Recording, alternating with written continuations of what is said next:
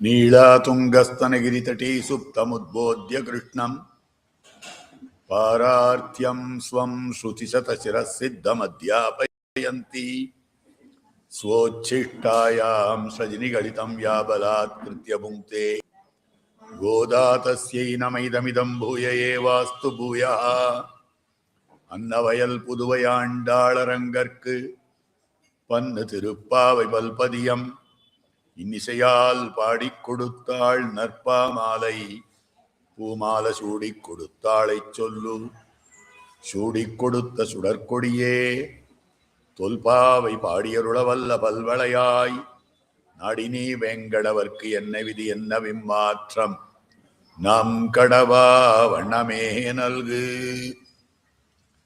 ஸ்ரீமத் வேதமார்க்க பிரதிஷ்டாபனாச்சாரிய உபய வேதாந்தாச்சாரியராய் ஸ்ரீமத் பரமஹம்ச பரிவிராஜகாச்சாரியராய் எழுந்துள்ளிருக்கும் நம் எதிகிரி எதிராஜ நாராயண ராமானுஜ ஜீயர் சுவாமியினுடைய பரமானுகிரகத்தாலே திருப்பாவையின் சாரார்த்தங்களை எல்லாம் பகுமுகமாக அனுபவித்துக் கொண்டு வருகிறோம். அந்த கிரமத்திலே இன்றைய அனுபவத்துக்கு விஷயமாயிருக்கக்கூடிய பாசுரம் கூடார வெல்லும் சீர் கோவிந்தா என்னும்படியான அற்புதமான பாசுரம். நேற்றைய தினம் அனுபவித்த பாசுரத்திலே அழகாக காட்டப்பட்டிருக்கக்கூடிய விஷயம் பரமசாமியாபத்தி.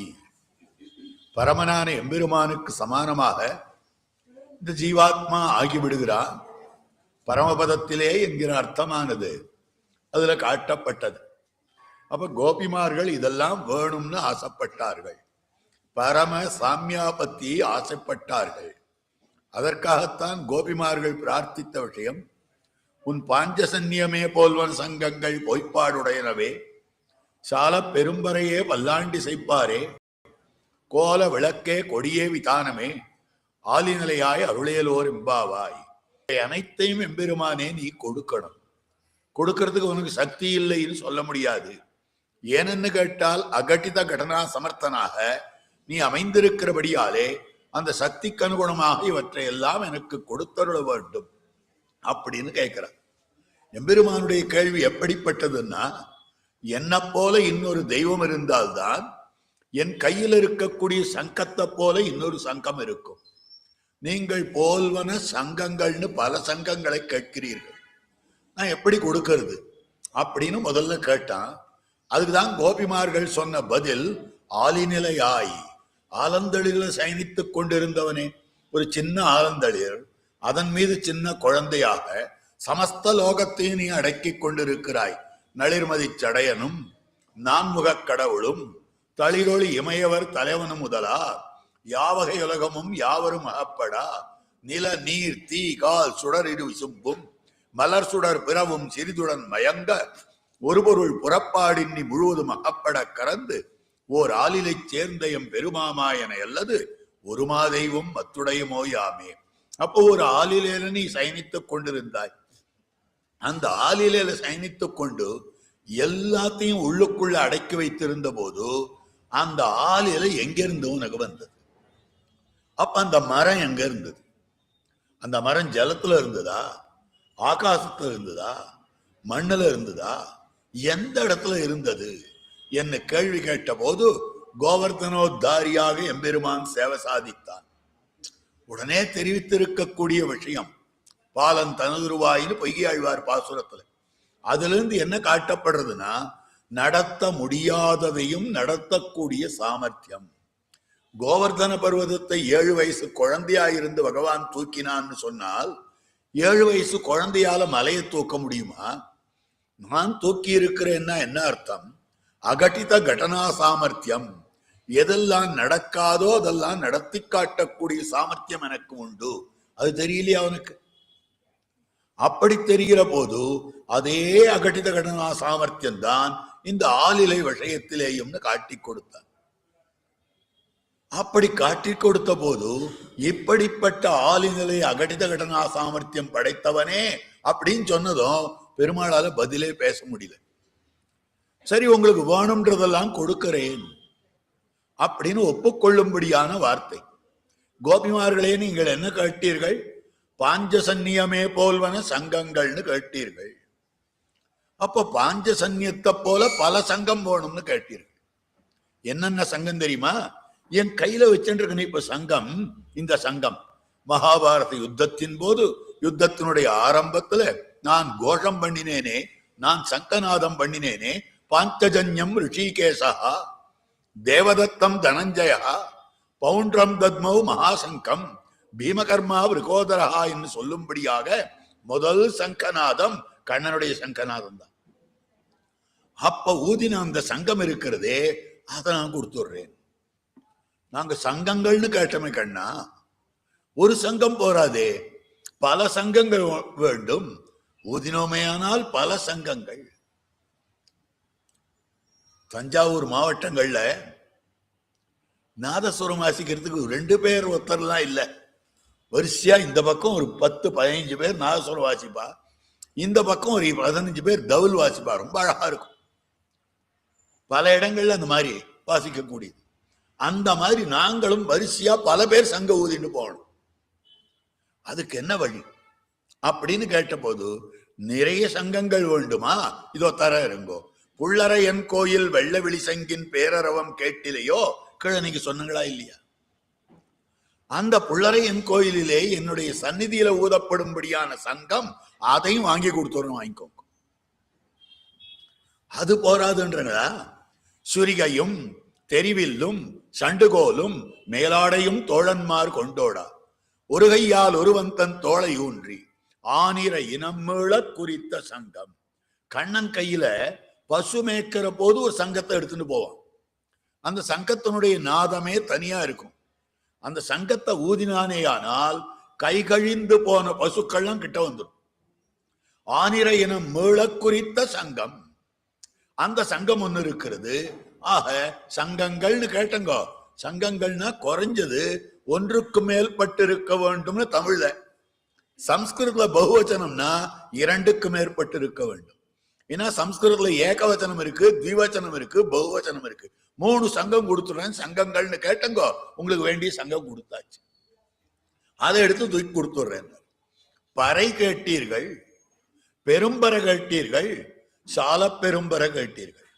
அப்ப பறைனா அதுக்கு ஒண்ணு கொடுக்கணும், பெரும்பறைனா அதுக்கு மத்தொன்னு கொடுக்கணும், சால பெரும்பறைனா அதுக்கு மத்தொன்னு கொடுக்க வேண்டும். நான் உலகத்தை அளந்தேனே, உலகளந்த விற்த்தாந்தம். அப்ப ஜாம்பவான் என்ன பண்ணினார்னா, அப்போதுலயே இருக்கிறவர். அதனால்தான் ரொம்ப வயசானவரா இருந்தா ஜாம்பவான் ஜாம்பவான். அப்போ ரொம்ப வயசானவர் அவர். அப்படிப்பட்ட ஜாம்பவான் அந்த காலத்துல என்ன பண்ணார்னா, அற்புதமாக ஒரு பறையை எடுத்துக்கொண்டு பெருமாளுடைய ஜெயம் சாற்றினார். பெருமாள் உலகத்தை அளந்தார், உலகத்தை அளந்தார், உலகத்தை அளந்தார்னு டொம் டொம் டொம்னு பறை அடிச்சுன்னு போனார். அந்த பறை இருக்கு, எடுத்து கொடுத்துடுறேன். அடுத்தபடியாக பெரும்பறை, பெரிய பறை வேண்டும். அந்த ஜாம்பவானாலும் அடிக்க முடியாததான பெரிய பறை ராமாவதார காலத்துல ராவண ஜெயமான பின்பு அடிக்கப்பட்டிருக்கக்கூடிய பறை, அது பெரும்பறைன்னு காட்டப்படுறது. ஆக முதல்ல விரோதியே இல்லாத அவன் அளந்திருக்க உண்டானதான பறை பறை. எதிர விரோதி வந்தா அவனை அடிச்சு ஜெயிச்ச பறை. அதனால அந்த பறை பெரும்பறை. சால பெரும்பறைனா அதெல்லாம் மத்தவ அடிச்ச பறை. ராமன் ஜெயித்தான்னு யாரோ ஒருத்தர் அடிச்சார். வாமன பெருமாள் தான் உலகத்தை அளந்தார்னு சொன்னா அது யாரோ அடிச்சார். ஆனால் பகவான் தானே அடிச்ச பறை கிருஷ்ணாவதாரத்துல கண்ண பரகரங்க கண்டவர்தம் கண்களிப்ப மண்ணில் மரக்கால் கூத்தாடினான் காணேடி. பகவான் குடக்கூத்தாடுவான், மரக்கால் கூத்தாடுவான். குடக்கூத்துன்னா கையில 2 குடம், மேல ஒரு குடம் எப்பவும் இருக்கும். மாத்தி மாத்தி மாத்தி இந்த குடத்தை ஆடுவோம். ஒரு குடமும் விழாது. விழுந்தா என்ன, விழுந்தா உடஞ்சு போயிடும். என்ன மண் குடம் இல்லை.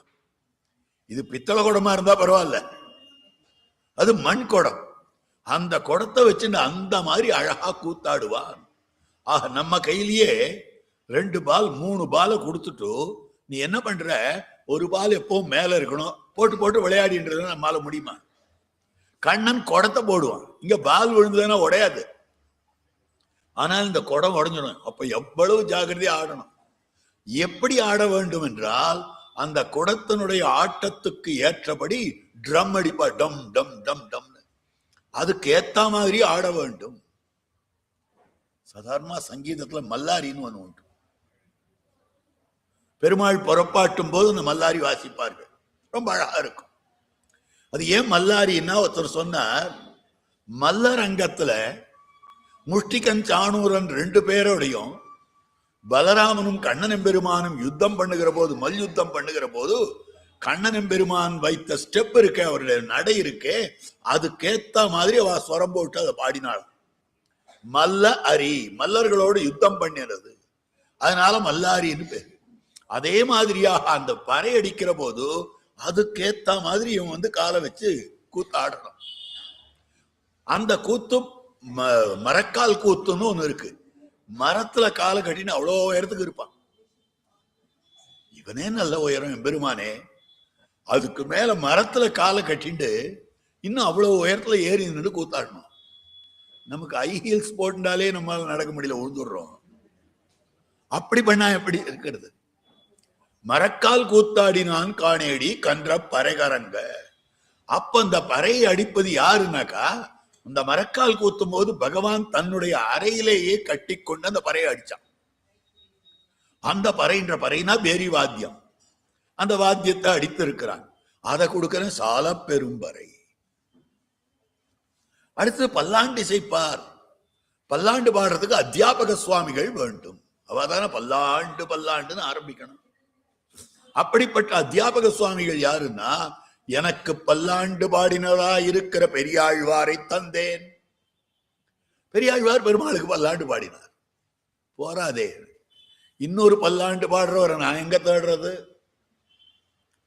இருக்கார் தரேன்.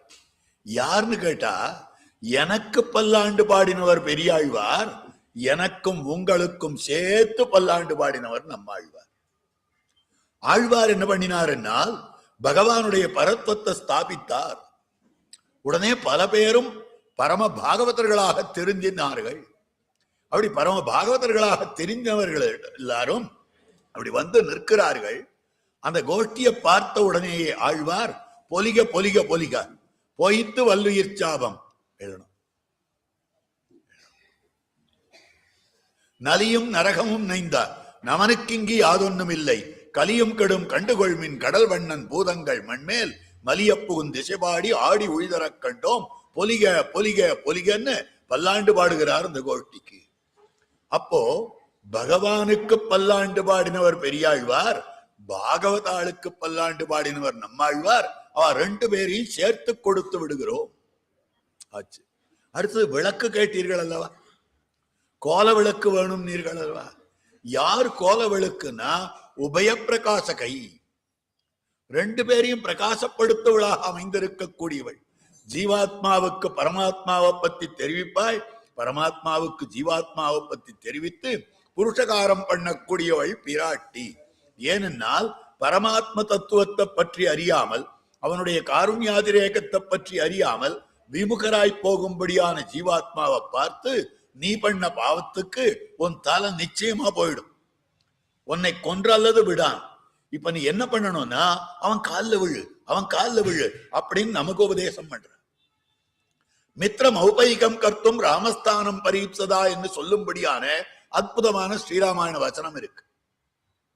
எம்பெருமான் பக்கலிலே போய், இவன் இன்னைக்கு வந்திருக்கான், இவன் தப்பு பண்ணான்னு இவன் கழுத்தை அறுத்துருவேன்னு சொன்னேன்னா, அப்புறம் உமக்கு ஆள் பற்றாது, யாருமே கிடைக்க மாட்டா.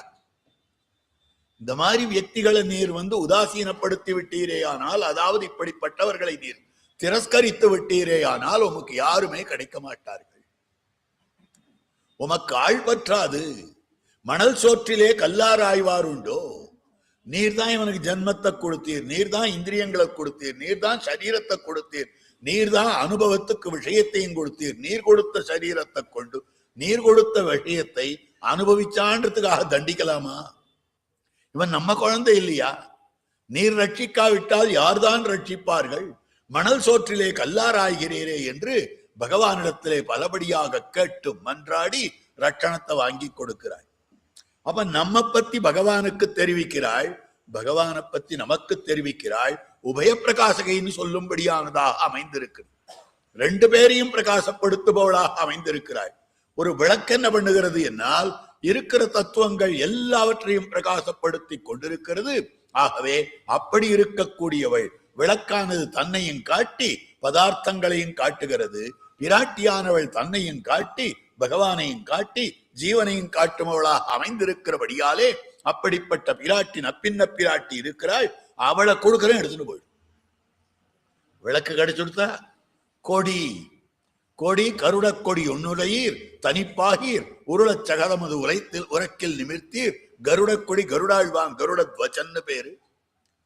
அப்ப பையுடை நாகப்பகை கொடியானுக்குன்னு அந்த நாகப்பகை கொடியா இருக்கக்கூடிய கருடாழ்வானை கொடுத்துறேன், எடுத்துட்டு போங்க அப்படின்னு சொல்ற.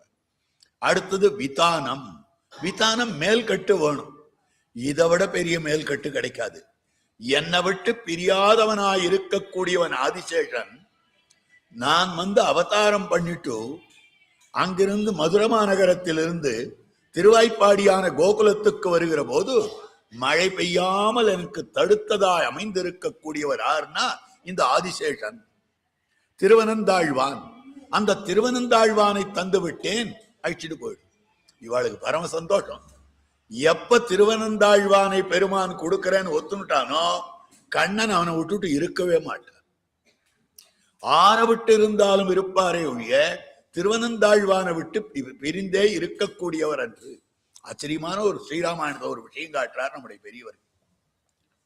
என்னதுன்னா, பிராட்டியை விட்டு பெருமாள் 10 மாசம் பிரிந்திருந்தார். சீதா பிராட்டியை விட்டு 10 மாசம் பிரிஞ்சிருந்தார். ஆனால் இளைய பெருமாளை விட்டு ஒரு நாள் கூட பிரிஞ்சிருக்க முடியல. நச்சத்தேன வினா நித்ராம் லபதே புருஷோத்தமஹா. அவன் இல்லாமல் தூக்கமே வருவது கிடையாதாம் அவருக்கு. புருஷோத்தமன் இல்லையோ, புருஷோத்தமன்னா சேஷசாயியா தான் இருக்கணும். அனைவது அரவணமேல் பூம்பாவையாகம் உணர்வது. பகவான் பரதத்துவம்னு சொன்னா அவன் சேஷசாயியாக இருக்கிறான். நச்சத்தேன வினா நித்ராம் லபதே புருஷோத்தமஹா. அவன் இல்லாமல் அவன் தூக்கத்தை பெறுவதே கிடையாதுன்னு சொன்னால் அப்படி பிரியறதே கிடையாது. ராமாவதார காலத்துல என்ன ஆச்சுன்னா, ஒரு நாள் தள்ளி, அதாவது பெருமாளுடைய அவதாரம் புனருசு நட்சத்திரம், புஷ்யம் ஒரு நாள் விட்டு ஆஸ்லேஷா நட்சத்திரத்துல இளைய பெருமாளுடைய அவதாரம். அந்த அவதரித்ததிலிருந்து இளைய பெருமாள் அவதரித்திருக்கிற வரைக்கும் ஒரு 1.5 நாள் 2 நாள் அவ்வளவு கஷ்டப்பட்டுட்டார் பெருமாள். ஐயோ லக்ஷ்மி இல்லையே, ஐயோ படுக்கை இல்லையே, அனந்தாழ்வான் இல்லையே, திருவந்தாழ்வான் இல்லையேன்னு. அடுத்த அவதாரம் இப்படி எல்லாம் பண்ணக்கூடாது அப்படின்னு சொல்லிட்டு முதல்ல நீ போய் பிறந்துட்டோ, அப்புறம் நான் வரேன், நீ இல்லாத என்னால இருக்க முடியாது என்ன பலராம அவதாரம் முதல்ல, அதுக்கப்புறம் பிறகு வந்தது.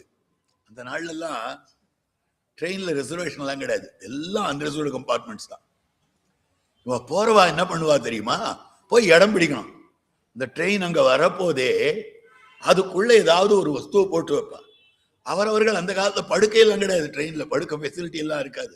அதனால ஒவ்வொருத்தரும் பெருசா ஹோல்டால் எடுத்துட்டு போவா. இந்த ஜன்னல்ல இந்த மாதிரி கம்பியும் இருக்காது, துவாரம் இருக்கும். தொப்புன்னு அந்த ஹோல்டால முதல்ல போட்டு அப்புறம் ட்ரெயின் உள்ள எழுப்பா. இது கண்ணன் கிட்ட இருந்து கத்துனது, பகவான் இடத்துல இருந்து கத்துனது. அவர் என்ன பண்ணாருனாக்கா, முதல்ல பலராமன் அவதாரம் பண்ண செய்து விட்டு தம்முடைய படுக்கையை பிறகு தான் அவதாரம் பண்ணி இருக்கிறார்.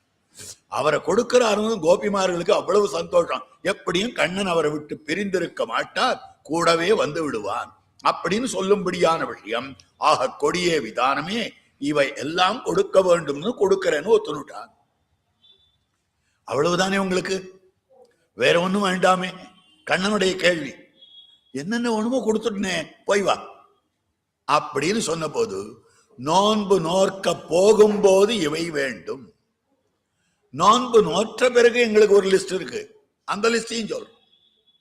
நோன்பு நோற்க போகும்போது இதெல்லாம் வேண்டும். நோன்பு நோற்று முடித்த பிறகு எனக்கு என்ன வேண்டும், நீராட்டத்துக்கு முடித்த பிறகு இவையெல்லாம் வேண்டும் என்று சொல்லும்படியான முதல்ல பரமசாமியா பத்தி சொல்லப்படுகிறது. அடுத்த பாசுரம் கூடாரவில்லும் சீர் இன்றைய அனுபவத்துக்கு விஷயமான பாசுரம். இதுல முக்த போகம், முக்தன்னா மோட்சமடைந்தவன் அர்த்தம். மோட்சமடைந்தவன் அனுபவிக்கும்படியான அனுபவம் இருக்கிறதே, அதைத்தான் இந்த பாசுரத்திலே கேட்கிறார்கள். இது மொத்தம் கேட்கறதா. ஆண்டாளுக்கு கிடைச்சுடல எல்லாம், கோபிமார்களுக்கு கிடைச்சுடல எல்லாம் உடனே, அதெல்லாம் கிடைத்தது பிறகுதான். அதுக்கு முன்னால முக்த போகத்தை பிரார்த்திக்கிறார்கள். முக்த போகம் வேண்டும் வேண்டும் ஆசைப்பட்டு சொல்லும்படியானதாக அமைந்திருக்கக்கூடியது இது. அதத்தான் சோஷ்ணுதே சர்வான் காமான்சா பிரம்மணா விபச்சிதேதி. அந்த பரபிரம்மத்தை அடைகிறான். எல்லா விதமான திருக்கல்யாண குணங்களுடன் கூடியிருக்கக்கூடிய பரபிரம்மத்தை இவன் அடைகிறான்னு உபனிஷத் வாக்கியம் சொல்லுகிறது.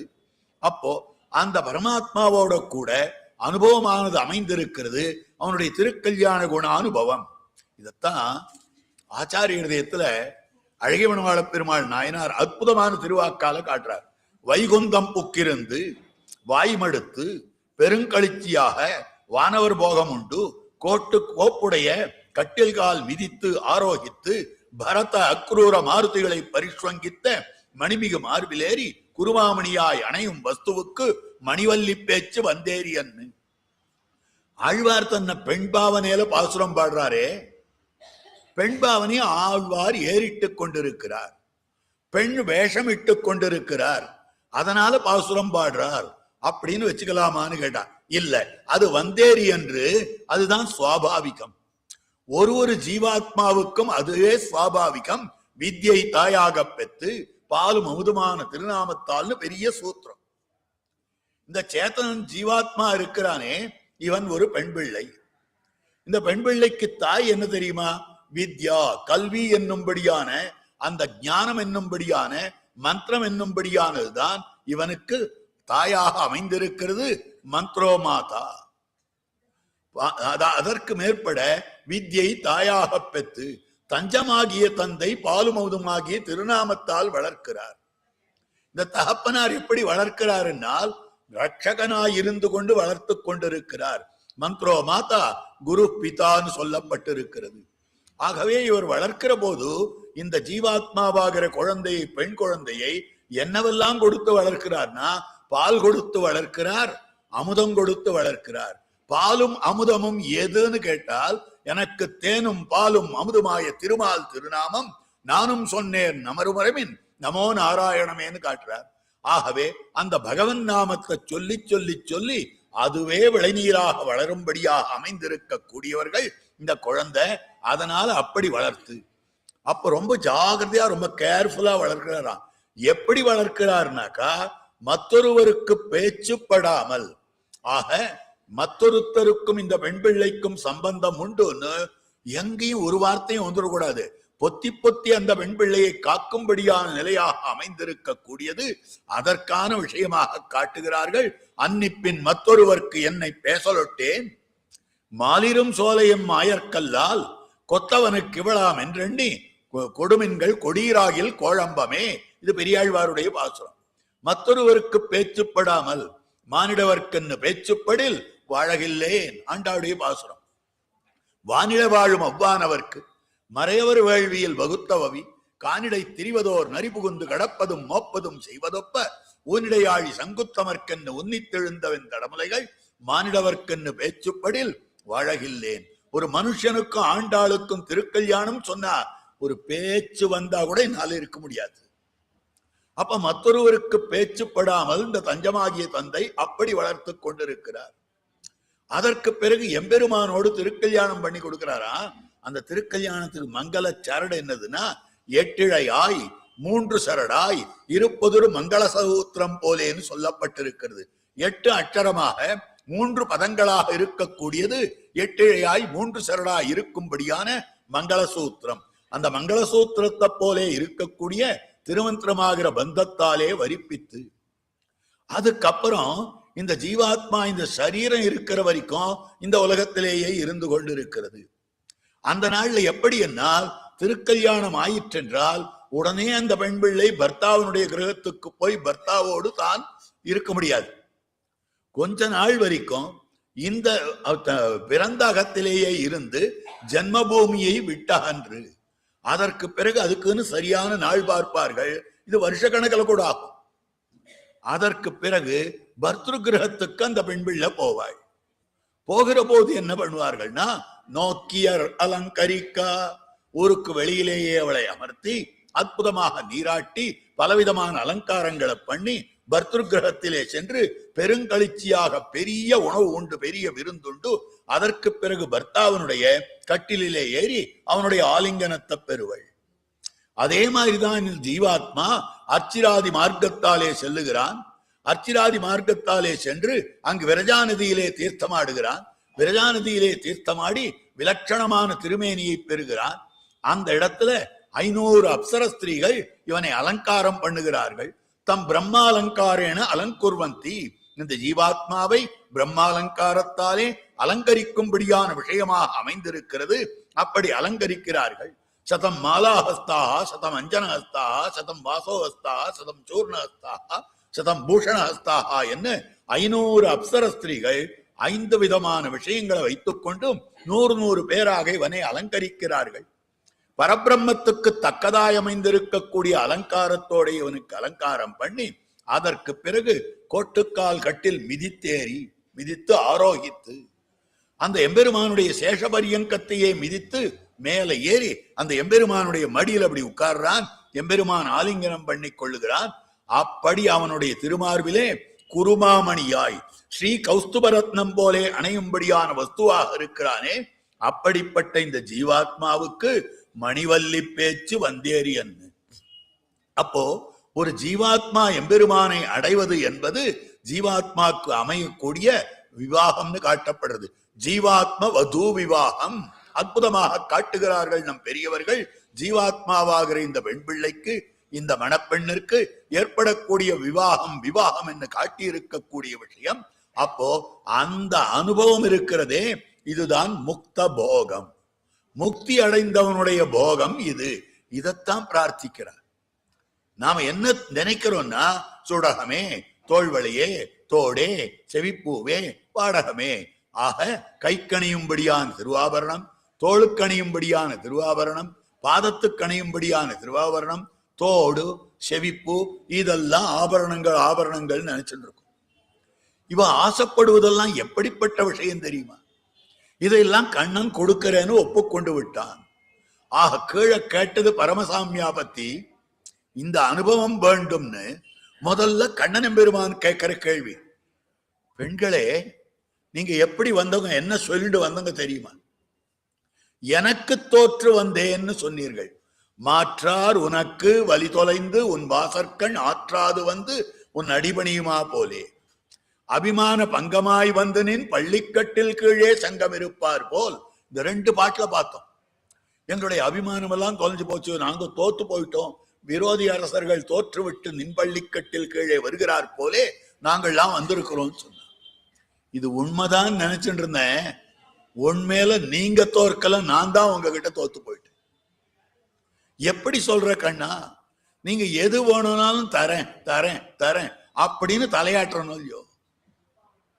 ஒரு வார்த்தைக்கு கூட ஒரு ரிஜெக்ஷன் இல்லையே, ஒரு வார்த்தைக்கு கூட நோ சொல்றது இல்லையே. அந்த மாதிரி சொல்லும்படியான நிலை வந்திருக்கிறதே. அப்ப பார்க்கிற போது எல்லாவற்றையும் 100க்கு 100 தருகிறேன்னு சொல்லிட்டு இருக்கேனே. அப்ப நான் தோற்றேன், நீங்கள் ஜெயித்தீர்கள்.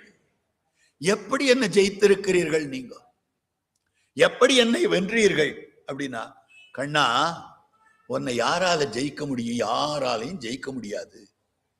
எல்லாரும் தோற்றுத்தான் போவார்கள். யாருன்னு சொன்னால் எப்படிப்பட்டவர்களா இருந்தாலும் கூட உன்னிடத்திலே தோற்பார்கள். அப்படி இல்லை. உன்னிடத்துல யார் யார் கூட மாட்டோம்னு சொல்றாளோ அவளை எல்லாம் நீ தோற்கடித்து விடுவாய். உன்னிடத்துல கூடறோம் அப்படின்னு சொன்னால் நீ தோத்து போயிடு. உன்னோட சேர மாட்டேன்னு சொன்னாதானே, உன்னோட சேருவேன்னு சொல்லிட்டாக்கா நீ தோற்க வேண்டியதுதான். இதுதான் அற்புதமான வார்த்தையாக அமைந்திருக்கிறது. ஆகவே அப்படி பார்க்கிற போது என்ன காட்டப்படுகிறதுனா, உன்னோடு எதிரிட்டான் ராவணன், தோத்தான். ஒரு சத்திரியன் எனக்கு எதிரோ, ஒரு சத்திரியன் எனக்கு சமானமாக வர முடியுமோ அப்படின்னு பரசுராமாழ்வான் வந்தார். வந்து தனுவை நீ வாங்குதி என்றார். உலகெல்லாம் முனிவர் கீந்தேன், உருவகை ஒடுக்கி போந்தேன், அலகில் மாதவங்கள் செய்தேன், ஒரு அறுவரை இருந்தேன், ஆண்டை சிலை நீ இருத்த ஓசை செவியுறச் சீறி வந்தேன், மலைகோ வல்லையாயின் தனுவை நீ வாங்குதி என்றார். பரசுராமர் வரார், ராமபிரான் திருக்கல்யாணம் பண்ணிட்டு வரான், தசரதன் எல்லாரும் வந்துட்டு இருக்கா. எதிர ஆக்ரோஷத்தோட வரார், வேகமா வரார். அவர் சொல்ற வார்த்தை, உலகெல்லாம் முனிவர்க்கீந்தேன், இந்த லோகம் அடங்கலும் முனிவர்க்கு கொடுத்திருக்கிறேன். ஒரு பகை ஒடுக்கி போந்தேன், என்னுடைய விரோதிகளாய் இருக்கக்கூடிய அத்தனை ராஜாக்களையும் அழித்து தீர்த்தேன். அழகில் மாதவங்கள் செய்தேன், எல்லையற்ற தபஸை எல்லாம் பண்ணியிருக்கிறேன். ஓர் அறுவரை இருந்தேன், மகேந்திர மலையிலே நான் இருந்து கொண்டிருந்தேன். ஆண்டை சிலை நீ இருத்த ஓசை செவியுறச் சீறி வந்தேன். கம்பராமாயணத்துல ரொம்ப அழகா இது காட்டப்பட்டிருக்கு. கம்பர் என்ன தெரிவித்தார்னா, பெருமான் சீதா பிராட்டி விவாகத்துக்காக வில்லை எடுத்தானா உடைஞ்சு போயிடுது. இத சொல்லச்சே எடுத்தது கண்டனர், இற்றது கேட்டார் அப்படின்னு. எடுத்தது கண்டனர், ராமபிரான் வில்லை எடுத்தத எல்லாரும் பார்த்தார்கள். கண்டனர் அப்ப கேட்டனர் தான் இருக்கணும். இற்றது கேட்டனர், அது முறிந்து போனதை எல்லாரும் காதிலே விழும்படியாக கேட்டார்கள். இல்ல கேட்டார், அரோ ஒத்தர் மாத்திரம் கேட்ட மாதிரி இருக்கு.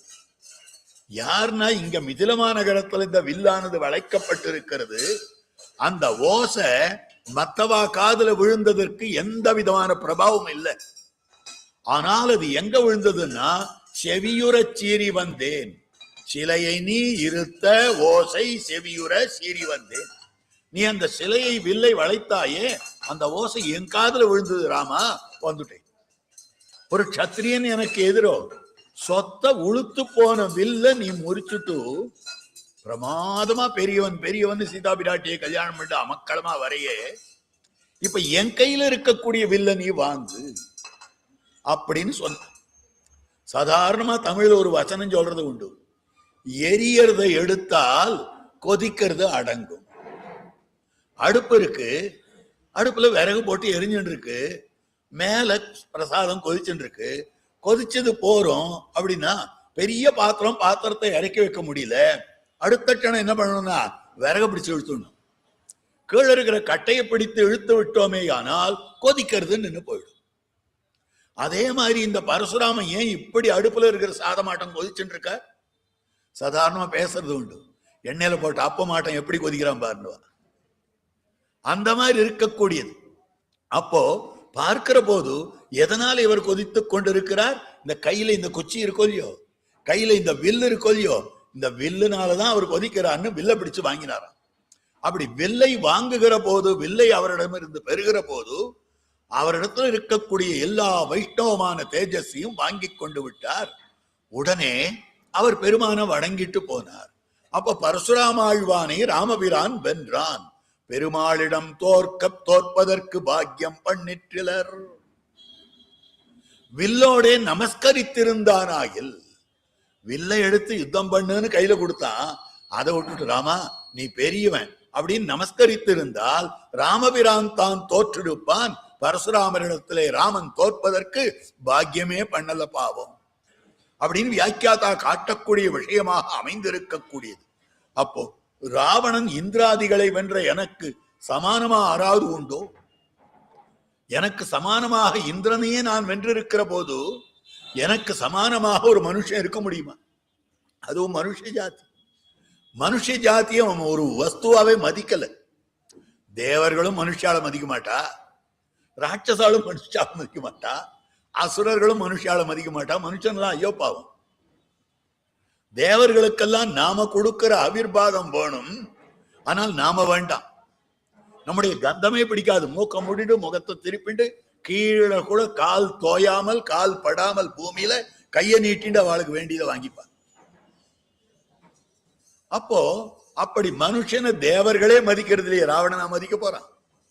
அந்த இந்திரனையே வென்றிருக்கக்கூடியவனான ராவணன் இருக்கிறானே, அவன் எப்படி மதிப்பான்? ஒரு மனுஷன் எனக்கு எதிரோ. அதனாலதான் பிரம்மாவின் இடத்துல வரம் கேட்கிற போது அவன் மனுஷால தவிர்த்து மத்ததாலே தனக்கு எந்த விதமான மரணம் வரக்கூடாதுன்றதுதான் கேட்டான். யட்சனால மரணம் வரக்கூடாது, ராட்சசனால வரக்கூடாது, கிண்ணறனால வரக்கூடாது, கிம்புருஷனால வரக்கூடாது, அசுரர்களால் வரக்கூடாது, தேவர்களால வரக்கூடாது, எல்லாத்தையும் கேட்டான். மனுஷனாலே வரக்கூடாதுன்னு ஒரு வார்த்தை கேட்கல. ஏன்னா மனுஷன் சான்ஸ் இருந்தா தானே. பிரசக்தசி பிரதிஷேதான்னு சொல்லியிருக்கு. அப்போ பிரசக்தசி பிரதிஷேதான்னா பிரசக்தி இருந்தால் தானே அதை தடுக்கணும். நீ வராத வராதன்னு ஒருத்தனை பார்த்து சொன்னோன்னா அவன் வரான்னு அர்த்தம். வரவனை பார்த்து வராதன்னு சொல்லணுமே ஒழிய வீதியில போறவனை பார்த்து வராதன்னு சொல்லுவோமா? அப்போ பிரசக்தி இருந்தால்தான் பிரதிஷேதம். ஒரு மனுஷன் என்ன வெல்லுவதற்கு எங்கேயாவது வாய்ப்பு இருக்கா? இல்லவே இல்லை. அதனால மனுஷனாக நாம் வெல்லப்படக்கூடாது அப்படின்னு கேட்கவே கூடாது. ஏன்னா அது ஒரு தத்துவமே கிடையாது, அது ஒரு வஸ்துவே கிடையாது. எறும்பு கடிச்சு நான் சாகக்கூடாதுன்னு கேட்பானா? எறும்பு கடிச்சு பிராணம் போறது இல்லையே. அதனால பெருமாளுக்கு இந்த லூப் ஹோல் கிடைச்சது, மனுஷனா அவதாரம் பண்ணார். இக்ஷ்வாகு வம்ச பிரபவா, இக்ஷ்வாகு வம்சத்தில் ராமனாக அவதாரம் பண்ணியதற்கு காரணம் ராவணவதம் காரணம்னா அதுக்காக மனுஷனாக அவதாரம் பண்ணியிருக்கிறார். அப்போ அந்த ராவணனை ஜெயித்திருக்கிறான் பெருமான். அப்ப கூடோம் என்று யார் யார் சொல்லுகிறார்களோ அவ அத்தனை பேரையும் நீ ஜெயிக்க கூடியவன். ஆனால் கூடுவோம் என்பவர்களுக்கு நீ தோற்றிருக்கிறாய். உன்னோடு கூடுவேன் கூடுவேன் என்று சொன்னவனான சுக்ரீவனை பத்தி என்ன சொல்லி இருக்கிறாய்? லோகநாத புராபூத்வா சுக்ரீவம் நாதமிச்சதி. லோகநாதன் பெயர் பெற்றவன் சுக்ரீவனை தனக்கு தலைவனாக கொண்டிருக்கிறான். அப்ப சுக்ரீவனுக்கு இவன் தோற்றிருக்கிறான் அர்த்தம். சுக்ரீவனுக்கு இவன் கையை கோப்பிக்கொண்டு தான் அமைந்திருக்கிறான். ஆக அப்படி இருக்கிற போது அந்த சுக்ரீவனுடைய பிராண ரட்சணம் பண்ணி சுக்ரீவனுக்கு ராஜ்யத்தை வாங்கி கொடுத்து, சுக்ரீவனுக்கு பத்னியை மீட்டு கொடுத்து, சுக்ரீவனுக்கு ராஜ்ய பட்டாபிஷேகமும் பண்ணி வைத்து, அவனுக்கு விசேஷமாக 4 மாச காலம் அனுபவத்தை கொள்ளுவதற்காகவும் அனுமதியும் கொடுத்து இவ்வளவு தூரம் பண்ணி இருக்கிறானே. காரணம் என்னன்னா கூடுவேன்னு ஒரு வார்த்தை சொன்னான். கூடுவேன்னு சொல்லி இருக்கக்கூடியவர்கள் பாண்டவர்கள். அவளுக்கு என்னென்ன காரியம் பண்ண? பாண்டவர்களுக்கு எத்தனை காரியங்கள் தான் வேலைக்காரனை போல பண்ணிருக்கான் தெரியுமா? தூது போறது எவ்வளவு நீச்சமான காரியம். ஒரு மெசஞ்சரா போறதுன்றது. யாராவது பெரிய அதிகாரி மெசஞ்சரா போவானா? சாமானிய அதிகாரி தான் இங்கிருந்து அங்க கொண்டு போய் சொல்றது. கழுத்திலே ஓலை கட்டி தூது போனான். அந்த தூது போன ஏத்தத்துக்காகவே ஒரு பெரிய நூல் கிரந்தம் மகாபாரதம். அவனுக்கு தேரோட்டினான், அவனுக்கு சாரதியாக இருந்தான். அப்ப கூடுவேன் என்ற அர்ஜுனனுக்கு தான் தோற்று கிடந்தான். கூடாரைத்தான் நீ வெல்ல முடியுமே ஒழிய வணங்க மாட்டோம் என்று சொல்லுபவர்களைத்தான் உன்னால வெல்ல முடியும் கண்ணா. கூடுவோம்ன்ற எங்களை எங்கேயாவது வெல்ல முடியுமா? நாங்கள்லாம் அடியேன் அடியேன்னு சொல்லிட்டு இருக்கோம், எங்களை அடிக்க முடியுமா? அடியேன்னு சொல்லாதவனைத்தான் அடிப்பான். அடியேன்னு சொல்றவனை எம்பெருமான் அடிப்பதே கிடையாது அப்படின்னு சொல்லும்படியான விஷயம். அப்போ அந்த மாதிரி அவர்களுக்கு தூத்திய சாரத்தியம் பண்ணி இருக்கக்கூடியது. காரணம் என்னன்னா கரிஷ்யே வசனம் தவா. கண்ணா நீ சொல்றது நான் கேட்கிறேன், நீ சொல்றது நான் கேட்கிறேன்னாக்கா இந்த வார்த்தையை கேட்டதும் என்ன வேணாலும் சொல்லு அர்ஜுனா, நான் கேட்கிறேன். அந்த மாதிரி அமைந்திருக்கக்கூடியது. இது ஒரு அர்த்தம் காட்டினார். கூடார வெல்லும் சீர், கூடாதவர்களை வெல்லக்கூடியவன் என்னால் கூடுவோம் என்பவர்களை தான் அவர்களுக்கு தோற்று அவர்கள் வெல்லும்படியாக பண்றவன். இது ஒரு அர்த்தம் காட்டினார். இன்னொரு அர்த்தம் வெல்லும் சீர்னு மாத்திரம் தனியா பிரதீகம் எடுக்கிறார் வியாக்கியாத்தா. வெல்லும் சீர்னா யாரா இருந்தாலும் அவளை ஜெயித்து விடுகிறான். எதை கொண்டு ஜெயிக்கிறான் என்னால் தன்னுடைய திருக்கல்யாண குணங்களை கொண்டு ஜெயிக்கிறான். அவனுடைய திருக்கல்யாண குணங்கள் எப்படி இருக்கின்றது? எதிர்க்கக்கூடியவாளுக்கு ஒரு விதமாக ஜெயிக்கிறான். வீரியத்தை கொண்டு எதிர்க்கக்கூடியவர்களை ஜெயிக்கிறான். யார் யார் விரோதம் பண்றாளோ அவளுக்கு வீரத்தை காட்டுகிறான், அதனால ஜெயிக்கிறான். யார் யார் அனுகூலமாக இருக்கிறார்களோ அவளெல்லாம் தோற்றோம் மடநெஞ்சம் எம்பெருமான் நாரணர்க்கு சௌசீல்யம் வாத்சல்யம் இத்தியாதியான திருக்கல்யாண குணங்களை காட்டி அவளை ஜெயித்து விடுகிறான். 2 பக்கமும் சேராதவா. சண்டையும் போட மாட்டேன், பக்கத்துல நிக்க மாட்டேன் அப்படின்னு சொல்றவாளை எப்படி ஜெயிக்கிறான் என்னால் அழகை காட்டி ஜெயிக்கிறான். தன்னுடைய சௌந்தரிய லாவண்யங்களை காட்டி தான் ஜெயிக்கும்படியான விஷயம். ஆக பிரதிகூலர்களை அம்புக்கு இலக்காக்குகிறான், அனுகூலர்களை அன்புக்கு இலக்காக்குகிறான், அனுபயர்களை அழகுக்கு இலக்காக்குகிறான். 3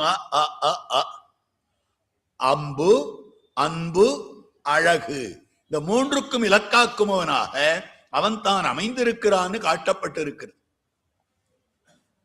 நம்பிள்ளையினுடைய சரித்திரம். கூடார வெல்லும் சீர், கூடாதவர்களை எல்லாம் வெல்லக்கூடியவர் சுவாபதேசார்த்தத்துல காட்டுகிற போது நம்முடைய ஆச்சாரியர்கள் யார் யார் எதிரம்பு கோக்குகிறார்களோ அப்படிப்பட்டவர்களை தங்கள் ஞானத்தாலோ அல்லது சீலத்தாலோ வெல்கிறார்கள். தங்களுடைய அனுஷ்டானம் ஆத்மகுண பூர்த்தியினாலே அவர்களை வென்று விடுகிறார்கள். அல்லது தங்களுடைய விசேஷமாக அமைந்திருக்கக்கூடிய வைபவம் ஞான வைபவத்தாலே வெல்லுகிறார்கள். சுவாபதேசம் அர்த்தம் காட்டுறார். காஞ்சிபுரம் சுவாமி ஆச்சரியமா காட்டியிருக்காரு. அப்படி காட்டுகிற போது யார் யாரை வென்றிருக்கிறார்? எம்பெருமானாரோடு ஞான செருக்கோட ஒருத்தர் வந்தார், யஜ்ஞமூர்த்தின்னு பேர். 2 வண்டியும் அவருக்கு. ஒரு வண்டி நிறைய புஸ்தகம், ஒரு வண்டியில இவர் உட்கார்ந்து போவார். எங்கெங்க வித்வான்கள்னு பெயர் வைத்துக் கொண்டவர்கள் எல்லாம் இருக்கிறார்களோ, ஆச்சாரியர்கள்னு பெயர் வைத்துக் கொண்டவர்கள் இருக்கிறார்களோ, அவ இருக்கிற இடத்துக்கெல்லாம் ஆசிரியர் இமாச்சலம் ஒரு இடமும் போய் அவளை ஜெயிச்சுன்னு வந்தார் அத்வைத வித்வான். அவர் திருவரங்கத்துக்கு வந்தார். எம்பெருமானாரோடு தர்க்கம் பண்ணணும். நல்ல அத்வைத வித்வான், அவ்வளவு பெரிய அத்வைத வித்வான். அவர் எடக்கு மடக்கா கேள்வி கேட்கிறார். 17 நாள் 2 பேருக்கும் வாதப்போர்.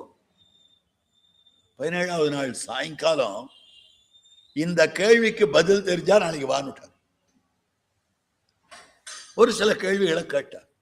அவர் அத்வைத்தத்தை அப்படியே நிர்ணயம் பண்ணிட்டார், நிர்தாரணம் பண்ற நிலைக்கு வந்தாச்சு. 99% அவர் பக்கம்தான். அந்த மாதிரி ஆகும்படியா இருந்தது. நேரம் அன்னைக்கு ராத்திரி போய் தேவப்பெருமாள் சன்னதியில், அதாவது தன்னுடைய திருவாராதன பெருமாளாகிற தேவப்பெருமாளத்துல இப்படி நாதமுனிகள் ஆள வந்தார், இவர்கள் எல்லாம் கட்டி காத்த இந்த தரிசனத்தை என்னை கொண்டு அழிப்பதாக திருவுள்ளமாகில் அழிச்சுடு. இதுவும் சொத்து. இது இருந்தா உனக்கு லாபம், இல்லைன்னா உனக்கு நஷ்டம். எனக்கு ஒண்ணு லாப நஷ்டம் எதுவுமே கிடையாது அப்படின்னு முசித்து விழுந்தார். அப்பொழுது அவருக்கு சொப்னத்துல தேவப்பெருமாள் அகண்ட மாயாவாதம் ஆள வந்தார் சொல்லியிருக்காரே, துடுப்பிருக்க கை நோவானேன், அகண்ட மாயாவாதம் இருக்கிறது, அதை வைத்து நீர் போய் அந்த இடத்துல வாதம் பண்ணுவீராக என்று சொல்ல, மறுநாள் அந்த வாத சதஸுக்கு எம்பெருமானார் எழுந்துள்ளார். அப்பொழுது அதனால் வலிமிக்க சீயம், ஒரு சிங்கம் மாதிரி வராராம். அதை பார்த்ததும் அந்த யஜ்ஞமூர்த்தி இவர் காலில் விழுந்துட்டார். கூடார வெல்லும் சீர், தன்னுடைய அந்த வீரியம் என்னும்படியான அந்த தேஜஸ் என்னும்படியான வைபவத்தாலே அவர் யஜ்ஞமூர்த்தியை வென்றார். அதுக்கப்புறம் அவர் என்ன ஆனார் தெரியுமா? இவருடைய சிஷ்யராக ஆனார். சிஷ்யராக ஆனதோடு அல்லாமல் இவருக்கு திருநாமம் ஜாத்த சொன்னார். தேவப்பெருமாள் அருளாலே வந்தவரானபடியாலே அருளாள பெருமாள் எம்பெருமானார், அருளாள பெருமாள் எம்பெருமானார் என்கிற பெயரானது இருந்தது. அது ஆச்சரியம் இல்லை. சரி, அவரும் சன்னியாசி, ஜியர் சுவாமி அத்வைத்த சன்னியாசி, இப்ப விசிட்டாத்வைத்த சன்னியாசி ஆயிட்டார். அதுக்கப்புறம் என்ன ஆச்சுன்னா, ஒரு நாள் திருவரங்கத்துக்கு பல ஸ்ரீ வைஷ்ணவர்கள் வர, எம்பெருமானார் மடமே அது கேள்வி கேட்கிறார். எம்பெருமானாருடைய மடம் எங்க இருக்கிறது அப்படின்னு கேள்வி கேட்டாரு. அப்படி கேள்வி கேட்ட போது எந்த எம்பெருமானார கேட்கிறங்கோ, ஊர்ல இருக்கிறவா 4 பேர் வீதியில் இருப்பாளையோ வாராவதியில் உட்காந்து பேசிட்டு, நீ எந்த எம்பெருமானார கேட்கிற அப்படின்னா, நம் சம்பிரதாயத்துக்கு 2 எம்பெருமானார்கள் உண்டோ? அவ கேட்கிறா, எந்த எம்பெருமானார கேட்கிறேன்னு சொல்றியே? 2 எம்பெருமான் இருக்கானா? எம்பெருமானார் இருக்காளான்னா? இல்லையே, ஒரே எம்பெருமானார் தானே அப்படின்ன போது, இல்லை இல்ல அருளாள பெருமாள் எம்பெருமானார்னு ஒருத்தர் இருக்கார், அவரெல்லாம் வேண்டாம், எனக்கு ஒன்னான எம்பெருமானார் வேணும் அப்படின்னா உடனே மடத்தை காட்டினார்கள். அங்கு புறப்பட்டு சென்றார்கள். இது இந்த அருளாள பெருமாள் எம்பெருமானார் காதுல விழுந்தது. ஐயோ, உடையவரை விட்டு தனியா நாம் பிரிந்திருந்தபடியால் தான் எந்த எம்பெருமானார்னு கேள்வி வந்தது அப்படின்னு தன்னுடைய மடத்தை இடிச்சு போட்டுட்டு உடையவர் மடத்துக்கு வந்தார். அப்ப எந்த அளவு ஆச்சாரிய பிரதிபத்தி இருக்கிறது பாருங்க. கூடார வெல்லும் சீர், நம்ம ஆச்சாரியர்கள் இப்படி வெல்லுகிறார்கள். அதே மாதிரி நம்பிள்ளையினுடைய சரித்திரத்துல ஒரு ஆச்சரியமான சரித்திரம் இது. எம்பெருமான் எல்லாரையும் வெல்லுகிறான், நம்பிள்ளை எப்படி வென்றார் அப்படின்னு. நடுவில் திருவீதி பிள்ளை பட்டர்னு ஒரு மகாத்மா, அவர் ராஜசபைக்கு அடிக்கடி போய் அந்த இடத்துல வாக்கியார்த்தங்கள்லாம் சொல்லுவார். ராஜாவிடம் இருந்து பரிசுகள்லாம் பெற்றுக்கொண்டு வருவார். அவருக்கு நம்பிள்ளையை கண்டா ஆகாது. ஏன்னா பட்டர் திருவம்சத்திலே அவதாரம் பண்ணினவன் தான். ஆழ்வான் திருவம்சம், ஆழ்வானுடைய திருமேனி சம்பந்தம் எனக்கு இருக்கிறது. அவர் நம்பிள்ளை என்ன பெரியவரா, அவருக்கு என்ன தெரியும், எனக்கு எல்லாம் தெரியும் அப்படின்ற எண்ணத்துல இருந்தவராய் இருக்கக்கூடியவர். அப்படிப்பட்டவர் என்ன பண்ணினார்னால், ஒரு நாள் ராஜசபைக்கு போறார். ராஜசபைக்கு வித்வானாக போகச்சே கூட யாராவது ஒருத்தர் வர வேண்டாமா? யாரோ ஒருத்தர் வீதியில போயிட்டு இருந்தார். வாரம் நம்ம ராஜசபைக்கு போலாம், நான் இதுக்கு போறேன், நான் தலைநகரத்துக்கு போறேன். சரின்னு அவரும் பெரியவர் கூப்பிடுறாருன்னு வந்தார். அவர் நம்பிள்ளையினுடைய காலக்ஷேப கோஷ்டியை தவறாத அன்வயிப்பவர். கூடவே போறார். போனதும் அங்க இவாளுக்குள்ள பல விதமான பேச்சுக்கள், சர்ச்சைகள். ராஜா சந்தேகங்கள் தான் கேட்டு தெரிஞ்சுக்கிறான்.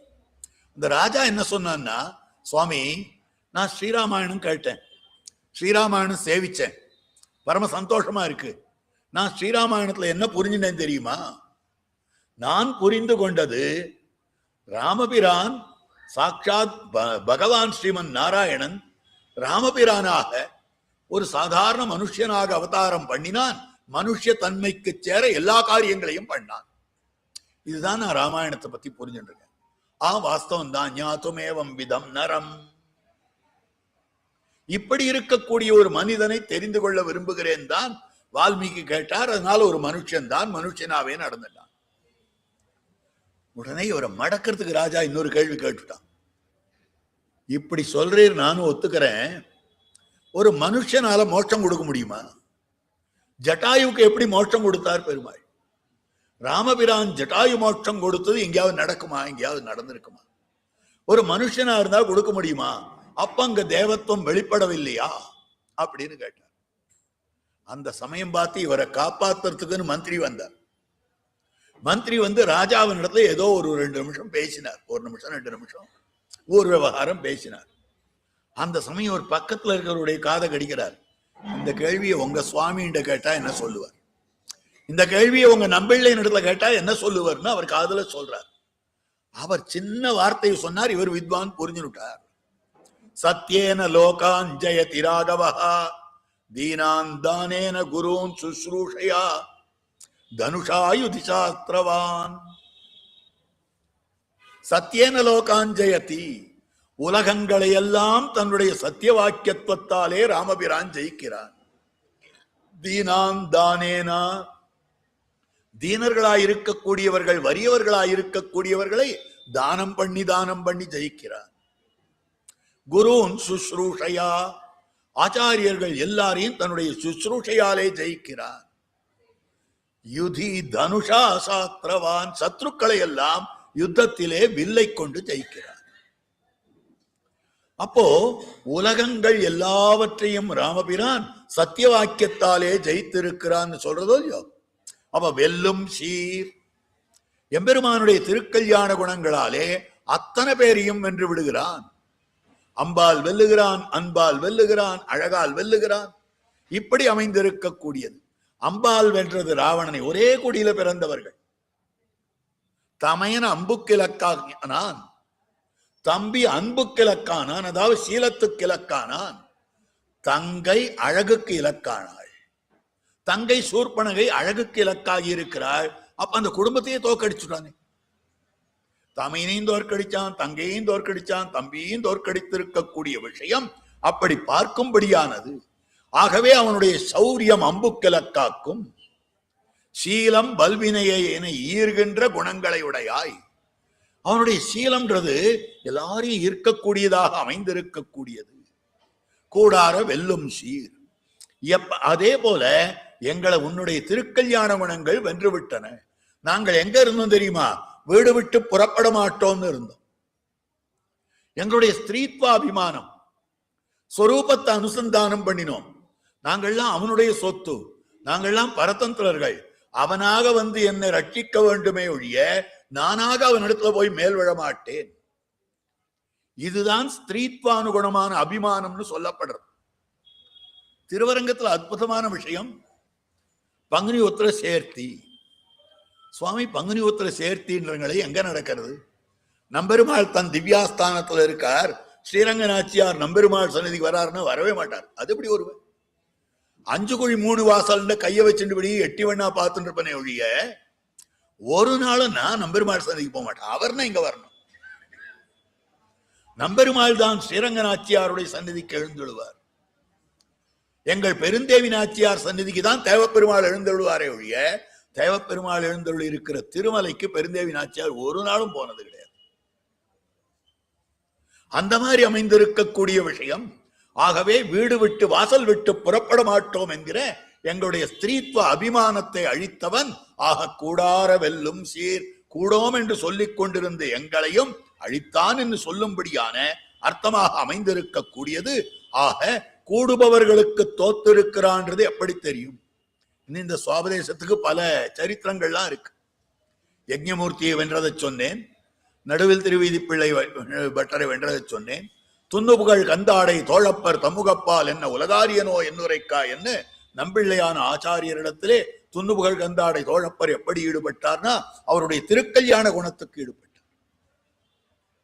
மற்ற 2 சரித்திரங்கள் சொன்னது ராமானுஜருடைய ஞானத்துக்கும் நம்பிள்ளையினுடைய ஞானத்துக்கும் தோத்தமை. திருக்கல்யாண குணத்துக்கு தோத்தமையாய் அமைந்திருக்கக்கூடிய நம்பிள்ளையினுடைய திருக்கல்யாண குணம் ஆச்சரியமான கல்யாண குணம். நம்பிள்ளை திருவரங்க கஷேத்திரத்துல உபன்யாசம் சாதித்தாரே ஆனால், காலக்ஷேபம் சாதித்தாரே ஆனால், அந்த கோஷ்டி முடிஞ்சு வெளியிலே போகிற போது நம்பெருமாளுக்கு இன்னைக்கு உற்சவமா, அதனால்தான் இத்தனை பேர் வந்து சேவிச்சாளான்னு சொல்லுவாளாம். அரையன் சென்றானாய், அந்த தேசத்துக்கு அதிபதி அவன் போறான். போச்சே கோவில்ல இருந்து நிறைய கூட்டமா ஜனங்கள் வந்துட்டு இருக்கா. இன்னைக்கு என்ன பெருமாளுக்கு ஏதாவது உற்சவமா, எனக்கு தெரியாத என்ன உற்சவம் நடத்திட்டு கேட்டான். அப்ப தெரிவிக்கிற வார்த்தை அதெல்லாம் உற்சவம் எல்லாம் இல்ல, நம்பிள்ளையினுடைய காலக்ஷேபம் பூர்த்தியாச்சு, உடனே கிளம்பி போறா எல்லாரும். அந்த மாதிரி பெருமை படைத்தவன் நம்பிள்ளை காலக்ஷேபம் சாதித்த அந்த சார்மனை இன்னமும் இருக்கிறது. அந்த இடம் திருவரங்கத்துல போய் சேவிக்கலாம். நாம இந்த கீழப்படி அருகில் இருக்கிறது. விஸ்வக்சேன ஆழ்வான் சன்னதி எதிர இருக்கக்கூடிய ஒரு தூண். அந்த தூண்ல சாந்து உட்காரலாம் போல இடம் இருக்கு. அந்த மாதிரி காட்டப்பட்டு இருக்கிறது. அப்ப அப்படிப்பட்ட நம்பிள்ளையின் இடத்துல பொறாம கொண்டிருக்கக்கூடியவர், அப்படிப்பட்டவர் கந்தாடை தோழப்பர் என்பவர். அவருக்கு என்னவோ வியத்தை ஏதோ தோணித்து, அதனால எவ்வளவு நிந்திக்கலாமோ அவரை ஊர்ல நிந்திச்சுட்டார். கோவில் அவர் பாட்டுக்கு திருமாளிகைக்கு வந்துட்டார். அவருடைய பத்தினி தேவியார் இருக்கிறாரே, அவர் தினமும் நம்பிள்ளையினுடைய காலக்ஷேப கோட்டில அன்வயிக்கிறவர். இவர் இந்த மாதிரி வச்சுட்டாரே, நம்ம பர்த்தா இப்படி நிந்தித்து விட்டாரே அப்படின்னு சொல்லி அவருக்கு வருத்தம். அந்த வருத்தத்துக்கு அனுகுணமாக அவள் என்ன பண்ணாள்னா, தன்னுடைய திருமாளிகைக்கு வந்து அவர்கிட்ட பேசவே இல்லை. இந்த சரீரம் ஒம்முது, ஆனால் நான் உமக்கு அடிமை இல்லை அப்படின்னு சொல்லி வெறுத்து பேசினான். ஏன், என்ன ஆச்சு? உலகுக்கெல்லாம் ஆச்சாரியரை போலே இருக்கக்கூடிய நம்பிள்ளை நடத்துல அபச்சாரப்பட்டுட்டே, இனிமேல் உமக்கு எப்படி நான் கைங்கரியம் பண்ண முடியும் அப்படின்னு கேட்டு அவருக்கு உடனே சொரூப உணர்வு ஏற்பட்டது. அது காரணமாக ஐயோ தப்பு பண்ணிட்டோமேன்னு பச்சாத்தாபப்பட்டார். ராத்திரி என்ன பண்ணுகிறாருன்னால், ஒரு திருவிளக்கை எடுத்துக்கொண்டு நம்பிள்ளையினுடைய திருமாளிகை வாசல்ல அப்படி போகிறார். போறதுக்காக புறப்படுறார். அப்ப கதவை திறக்கிற போது இவர் காலில் ஏதோ தட்டுப்பட்டது. யாரு அப்படின்னு கேட்டார். அடியேன் தான் தேவரீர் திருவுள்ளம் கன்றும்படி இந்த ஸ்ரீரங்கத்திலே வாழும்படியான நம்பூர் வரதராஜன். இந்த ஸ்ரீரங்கத்துல தேவரீருடைய திருவுள்ளம் கன்றும்படியாக வாழ்ந்து கொண்டிருக்கக்கூடிய நம்பூர் வரதராஜன் சொல்லும்படியான விஷயம். ஐயோ, நாம இவரிடத்துல அபச்சாரப்பட்டோம், இவரிடத்துல நாம போய் அபராத சாமனம் வாங்கிக்கணும்னு பார்க்கிறோம். இவர் இந்த இடத்துக்கு வந்திருக்காரே, எதுக்கு வந்திருக்காரோ தெரியலையே, என்ன கொல்றதுக்கு கோவில்ல சுட்டான்றதுக்காக என்ன வையறதுக்கு வந்திருக்கீரா, என்ன அடிக்கிறதுக்கு வந்திருக்கீரா ராத்திரியில அப்படின்னார். இல்ல இல்ல, தேவரீர் இடத்துல அபராத சாமனம் வாங்கிக்கிறதுக்கு வந்தேன். உடனே கீழே குனிஞ்சு அவரை மேல எழுப்பி, நீர் சில பேருக்கு ஆச்சாரியர் நினைச்சேன், லோகாச்சாரியர் நீ. துன்னுபுகள் கந்தாடை தோழப்பர் தமுகப்பால் என்ன உலகாரியனோ என்றுரைக்கா, பின்ன உலகாரியன் என்னும் பேர் நம்பிள்ளை கோங்கி விலகாமல் நின்னதென்னும் பேர். அப்ப நம்ம ஆச்சாரியர்கள் எல்லாம் எப்படி எல்லோரையும் வெல்லுகிறார்கள் என்றால், ஒன்னு ஞானத்தை கொண்டு வெல்லுகிறார்கள், அல்லது அனுஷ்டானத்தை கொண்டு வெல்லுகிறார்கள். ஆத்மகுண பூர்த்தியை கொண்டு வெல்லுகிறார்கள். இங்க எம்பெருமான் அவன் அழகாலே வெல்லுகிறான், அம்பாலே வெல்லுகிறான், சீலத்தாலே வெல்லுகிறான். ஆக கூடார வெல்லும் சீர், வெல்லும் சீர்னா திருக்கல்யாண குணங்களாலே வெல்லுபவனாக அமைந்திருக்கிறான். நான் கூடுபவர்களுக்கு தோத்திருப்பேன் அப்படின்றது உனக்கு என்னமா தெரியும்? கண்ணன் கேட்கிறார், கோவிந்தா பசுக்களை ரட்சிக்க கூடியவனே, கன்றுகளை ரட்சிக்க கூடியவனே, அதுக்கெல்லாம் தோற்றிருக்க கூடியவன் இட்டமான பசுக்களை இனிதுமரித்து நீரூட்டி விட்டுக்கொண்டு விளையாட விருந்தாவனத்தே கண்டோமே. இட்டமான பசுக்களை இனிதுமரித்து நீரூட்டி, ரொம்ப பிரியமான பசுக்களை. கன்றுகளிடத்துல எவ்வளவு ஆசை தெரியுமா? கன்று மேய்த்து இனிதுகந்த காளாய், கன்றுகளை மேய்த்து இனிதுகக்கிறான், சந்தோஷப்படுகிறான் என்று சொல்லும்படியான அந்த விஷயமாக அமைந்திருக்கிறது. அப்ப பசுக்களை காப்பாற்றுற போது பொதுவான ரட்சணமாக அமைந்திருக்கக்கூடியது கன்றுகளை காப்பாற்றுகிறான் என்கிற போது அது விசேஷ ரட்சணம். சாதாரணமா 4-5 குழந்தைகள் இருக்கிறார்கள், எல்லாரும் ஆரோக்கியத்தோட இருக்கா. ஒரே ஒரு குழந்தை மாத்திரம் பூஞ்சையா இருக்குன்னாக்கா அந்த குழந்தையை எவ்வளவு ஜாகிரதையா அந்த தாயார் பார்த்துப்பா. அதே மாதிரி கண்ணுகளை ஆசையா பார்ப்பான். கன்று மேய்த்து இனிதுகந்த காளாய்னு சொல்லும்படியான விஷயமாக அமைந்திருக்கக்கூடியது. ஆக சேரமாட்டோம் என்பவரோடும் கூட சேருபவனாக அமைந்திருக்கிறான். ஆகவே அதற்கனுகுணமாக கோவிந்தா கூடார வெல்லும் சீர் கோவிந்தா உன்னை பாடி, இல்ல உன் தன்னை பாடி. ரொம்ப அழகான அர்த்தம் காட்டுறார் ஆச்சாரியால். என்னமான அர்த்தம் காட்டியிருக்கார்? உன்னை பாடினாலும் உன் தன்னை பாடினாலும் தமிழ்ல ஒரே அர்த்தம் தான் நமக்கு வரும். ஆனால் உன் தன்னை பாடி, உன்னுடைய சுவாவத்தை பாடி, உன்னுடைய சுவாபாவிகமான தன்மையை பாடி. உன்னை பாடினா உன் மேன்மையை பாடின்னு அர்த்தம். உன் தன்னை பாடினா உன்னுடைய சௌலபியத்தை பாடின்னு அர்த்தம். மேன்மை இடு சிவப்பு அற்புதமாக காட்டக்கூடிய விஷயம். இந்த இடத்துல என்ன தெரிவிக்கிறார்கள் என்னால், பகவானுக்கு பரத்வமும் உண்டு, சௌலபியமும் உண்டு. தேவும் தன்னையும் பாடியாட திருத்தி. எம்பெருமான் தேவும் தன்னையும் பாடியாட திருத்தி, ஆழ்வாருடைய பாசுரம். எம்பெருமான் பாடியாடும்படியாக என்ன திருத்தி இருக்கிறார். எதை பாடும்படியாகனா தேவை பாடும்படியாக. தேவுன்னா தெய்வம் அர்த்தம். பரத்வத்தை பாடும்படியாக இல்ல, தன்னை, அதோட கூட தானான தன்மையை. அப்போ அவனுக்கு இருக்கக்கூடிய தன்மை சௌலபியம்தான்.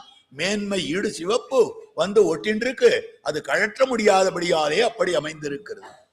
மாலாக்காரர் திருமாளிகைக்கு கண்ணன் எழுந்தொழுகிற போது மாலாக்காரர் தெரிவிக்கக்கூடிய அழகான வார்த்தையாக இருக்கிறது, பிரசாத பரமௌ, அனுகிரகமே வடிவெடுத்தவர்கள். நாதௌ, நாதத்துவம் கழற்ற ஒண்ணாதபடியாலே அது ஒட்டி கொண்டிருக்கிறதுன்னு காட்டுற. அப்ப பெருமானுக்கு பரத்துவம் இருக்கு, அந்த பரத்துவத்தை பெருமானை விட்டு பிரிக்க முடியாது, அதனால அது ஒட்டின் இருக்கு. ஆனால் அவனுக்கு பிடிச்சது சௌலபியம் தான். பாரம்யே நிர்வியபேட்சௌ, எந்த இடத்துலயாவது மேன்மையா ஆசைப்பட்டு பெருமான் வந்திருக்கான. மேன்மையை ஆசைப்படுறவனா இருந்தால் பரமபதத்திலே இருந்திருப்பான், இங்க வந்தே இருக்க மாட்டான். இந்த இடத்துல சுத்ரே பிருத்தக் ஜனபதே ஜெகதண்ட மத்தியே சோதிய சோபி ஜனசிய கிருத்தே கிருத்தித்வம் அத்ராவதீரிய நானு லோச்சன கோச்சரோ. கக்கிலியா இருக்கக்கூடியவன் கண்ணுக்கு இலக்காகும்படியாக இங்க வரான்னா மேன்மையை எதிர்பாராமல் அவன் சுலபனாக இருக்க வேண்டும் என்பது ஆசைப்பட்டு தான் வந்திருக்கக்கூடிய நிலை. அதற்கனுகுணமாக காட்டுகிறார்கள் தேவும் தன்னையும் பாடியாட திருத்தி. அப்ப உன் தன்னை பாடினா கோவிந்தா உன்னை பாடி இல்ல, கோவிந்தா உன் தன்னை பாடி. யாம் பெரு சம்மானம், நாங்கள் பெரும்படியான சம்மானம். சீதா பிராட்டி எப்படி ஒரு சன்மானத்தை பெற்றாளோ அதே மாதிரியான சன்மானம். யாம் பெரு சம்மானம்னா பதி சம்மானிதா சீதா பர்த்தாரமசிதேக்ஷணா. பதி சம்மானிதா சீதா, பதியாலே சன்மானம் பண்ணப்பட்டவளான சீதா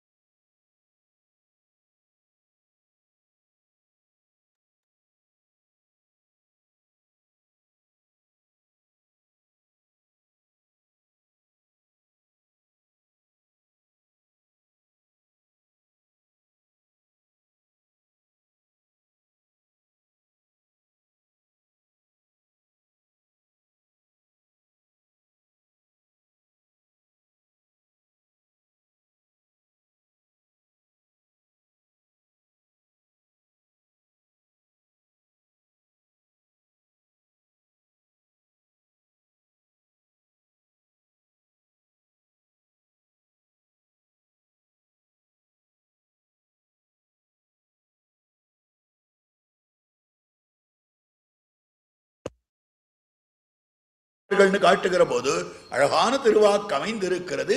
ஏ கண்டலக்ன துளசி நளினாட்சமாலா ஏ பாகுமூல பரிச்சின்வத சங்க சக்கராக, ஆருடைய பாகுமூலங்களிலே சங்க சக்கரங்கள் லாஞ்சனம் அமைந்திருக்கிறதோ அப்படின்னு தெரிவிக்கக்கூடிய விஷயம் அது. இரண்டாவதாக தோள்வளைன்னு சொல்லுகிறார்.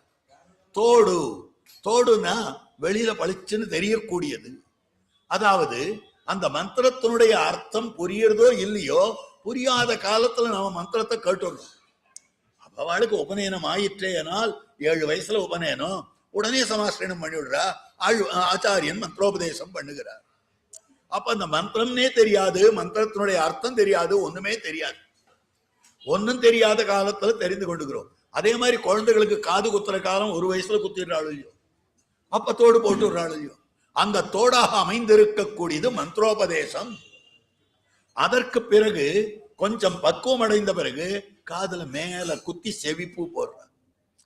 சில பேர் பார்த்தா காதெல்லாம் முழுக்க வளையமா போட்டு இருக்காது, எப்படியோ தெரியல, வலிக்காதோ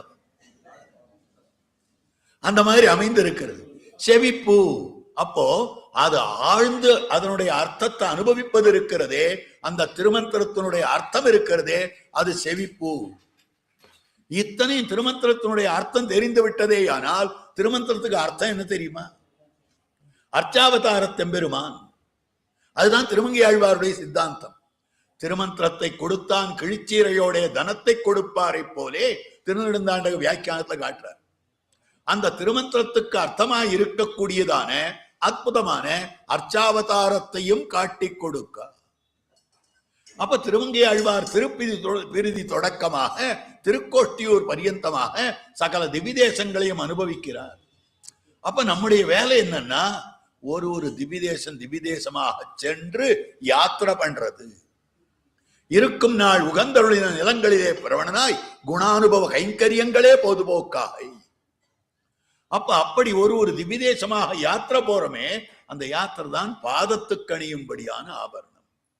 இதுதான் ஒரு ஆச்சாரியனை அடைந்தால் கிடைக்கிறது. ஒரு ஆச்சாரியனிடத்துல என்ன பிரார்த்திக்கணும்? முதல்ல கைகூப்பி பிரார்த்திக்கணும், சமாசனம் பண்ணணும்னு பிரார்த்திக்கணும், மந்திரோபதேசம் பண்ணணும்னு பிரார்த்திக்கணும், மந்திரார்த்த உபதேசம் பண்ணணும்னு பிரார்த்திக்கணும். அந்த ஆச்சாரியனுடைய அனுமதியாலே பகவதாராதனம் பண்ணிக்கொண்டு திவ்யதேசமாக எம்பெருமானுக்கு மங்களாசாசனம் பண்ணுகை. சூடகமே தோள்வளையே தோடே செவிப்பூவே பாடகமே என்னனைய பல்கலனும் யாமணிவோம். இது தொடக்கமான பல ஆபரணங்கள். அப்போ இது தொடக்கமாக என்னென்ன பகவத் விஷயத்துல எப்படியெல்லாம் ஈடுபடுறோமோ அது மொத்தத்தையும் சேர்த்து யாமணிவோம், ஆடையுடுப்போம், அதன் பின்னே பால் சோறும். இந்த ஆச்சாரியனுடைய ஆசிரியனம் வந்த பிற்பாடுதான் ஆடை உடுக்க எங்களுக்கு தகுதி வருது. அப்படின்னு என்ன அர்த்தம்?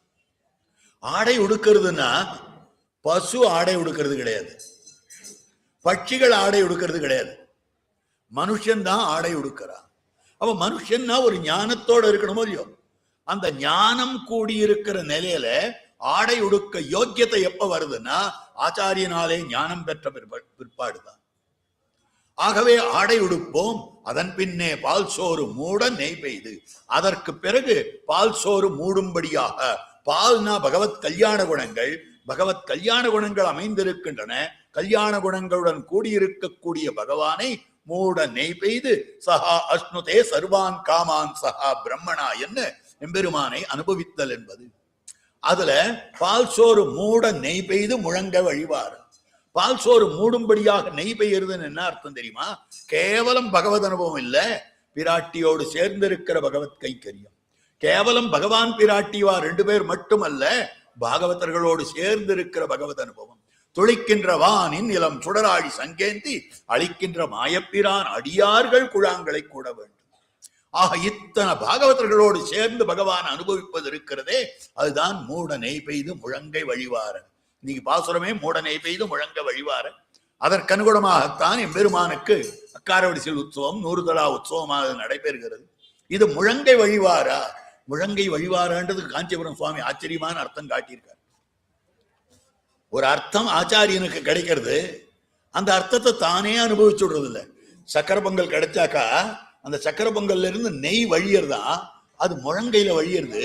பின்னால ஒருத்தர் வந்தார், அந்த முழங்கைக்கு கீழே கையை பிடிக்கிறார், அவர் கை நிறையிறது. உடனே இன்னொருத்தர் வந்தார், அவர் கை நிறையிறது. வரிசையா நிறைந்து கொண்டே இருக்கிறது. ஆக குரு பரம்பரை சொல்லுகிறது. அஸ்மத் தேசிகம் அஸ்மதீய பரமாச்சாரியான சேஷான் குரு ஸ்ரீமல் லக்ஷ்மண யோகி பொங்கோ மகாபூர்ணவ் முனிம் யாமுனம் ராமம் பத்மவிலோச்சனம் முனிவரம் நாதம் சடத்வேஷினம் சேனேஷம் ஸ்ரீயமிந்திரா சகசரம் நாராயணம் சம்ஸ்ரயே என்னும்படியான அற்புதமாக அமைந்திருக்கக்கூடிய அந்த குரு பரம்பரை முழங்க வழிபார கூடியிருந்து குளிர்ந்து, கூடியிருந்து புதித்துன்னு சொல்லல, இத்தனையும் சேர்ந்து எல்லாரும் சேர்ந்து இருப்பது குறிக்கோளை ஒழிய அதுல 9 குறிக்கோள் கிடையாது. அதே மாதிரிதான் பரமபதத்துல அந்த நித்திய சூரிகளோடு அந்தமில் பேரின்பத்து அடியரோடு இருந்தமை, பகவானை அனுபவித்தமைன்னு சொல்லல. ஆழ்வாருக்கு கிடைத்த அனுபவம் நித்திய முக்தர்களோடு சேர்ந்து ஒரு கோவையாக இருக்கிறது. அப்படிப்பட்ட கூடியிருந்து குளிர்ந்துன்னு சொல்லும்படியான சுவாபதேசார்த்தம். ஆக இப்படி முக்த போகத்தை கோபிமார்கள் பிரார்த்திக்கும்படியான அற்புதமான பாசுரம் தான் இன்றைய நாள் பாசுரமாக அமைந்திருக்கக்கூடியது. இருக்கிற கோஷ்டியை பார்த்ததும் தினம் 100 தடவை உற்சவம் பண்ணலாமேன்னு தோன்றது. ஏன்னா 10 பேர் 15 பேர் 20 பேர் இவ்வளவுதான் அங்க. இத்தனை பெரிய கோஷ்டி, பொலிக பொலிக பொலிகான்னு பல்லாண்டு பாடுகிறேன் இந்த கோஷ்டிக்கு. ஆக இப்படிப்பட்ட ஒரு பெரிய வாய்ப்பினை தந்தருடைய நம்முடைய சுவாமியினுடைய திருவடி தாமரைகளுக்கு வாழி வாழி வாழி என்று பல்லாண்டு பாடுகிறேன். இன்றைய நாள் பாட்டை கோஷ்டியார் எல்லோரும் அனுசந்திக்க வேணுமாய் பிரார்த்திக்கிறேன். கூடார வெல்லும் சீர் கோவிந்தா உந்தன்னை பாடிப்பற கொண்டு யாம்பெரு சம்மானம் நாடு புகழும் பரிசினால் நன்னாக சூடகமே தோள்வளையே தோடே செவிப்பூவே பாடகமே என்னனைய பல்கலனும் யாமணிவோம் ஆடை உடுப்போம் அதன் பின்னே பால் சோறு மூடனை பெய்து முழங்க வழிவாரா கூடியிருந்து குளிர்ந்தேலோ ரெம்பாவாய். நாளைக்கு கிரமமா நம்முடைய சன்னதியில உபன்யாசம் சாயங்காலம் 6:30 மணிக்கு. கோஷ்டியார் எல்லோரும் எழுந்துள்ளவனுமாய் பிரார்த்திக்கிறேன்.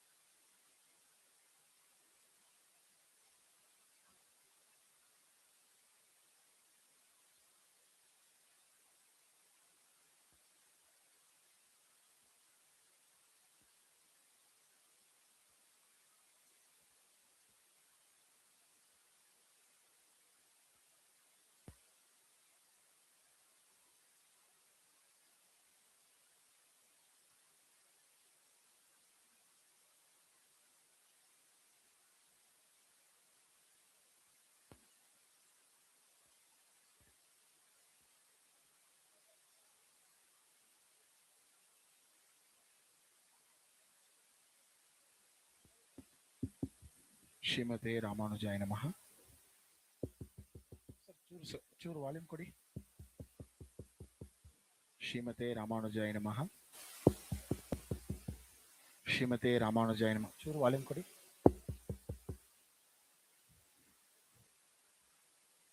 ಶ್ರೀಮತೆ ರಾಮಾನುಜಾಯ ನಮಃ. ಶ್ರೀಮತೆ ರಾಮಾನುಜಾಯ ನಮಃ.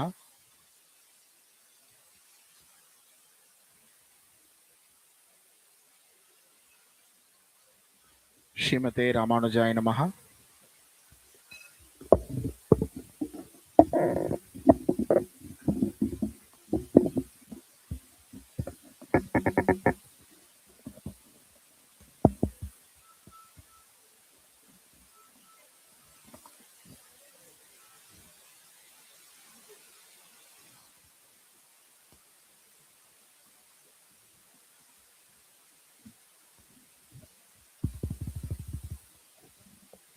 ಶ್ರೀಮತೆ